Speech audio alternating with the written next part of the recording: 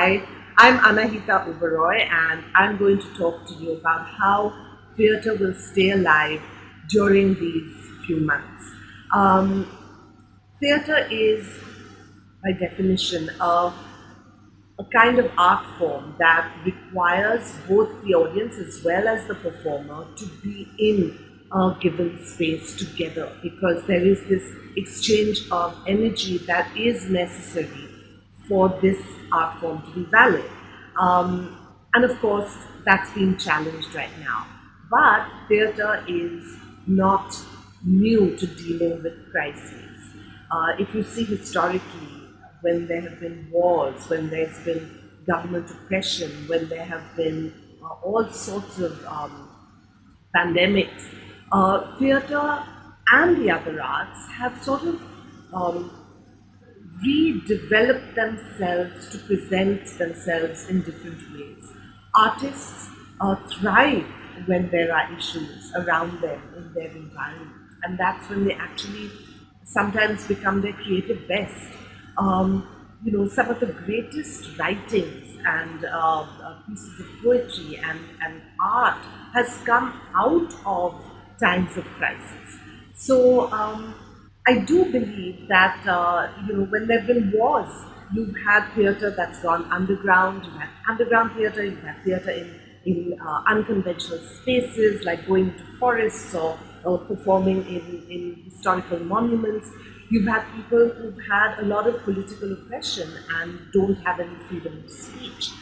And playwrights have actually written pieces that have been smuggled out of those areas and performed elsewhere. So art does flourish and finds its form of expression.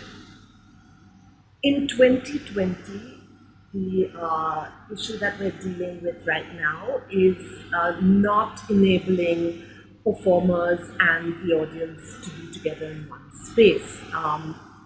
But artists are using technology today so that they can put their work out there through Insta Live or Facebook Live or on YouTube. You have institutions sharing their archives, years of beautiful interviews and workshops and performances, and sharing that with people so that you can see it from your home. You also have entire productions being presented by producers. You can access Broadway shows or West End musicals all from your home, which I think is wonderful. And does it compare to a real live performance? Not at all.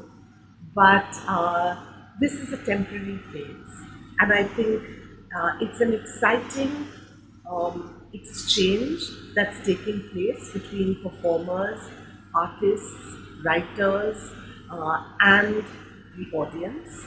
And I think we should explore it and enjoy these moments where the arts can actually nourish your soul and give you moments of beautiful, uplifting, thoughtful experiences.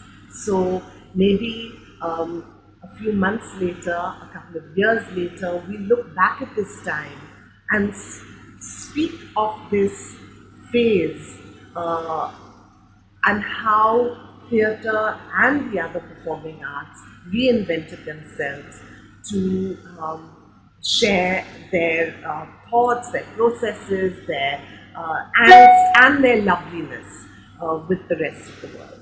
So, in the meantime, stay safe, stay very positive, and allow the arts to come into your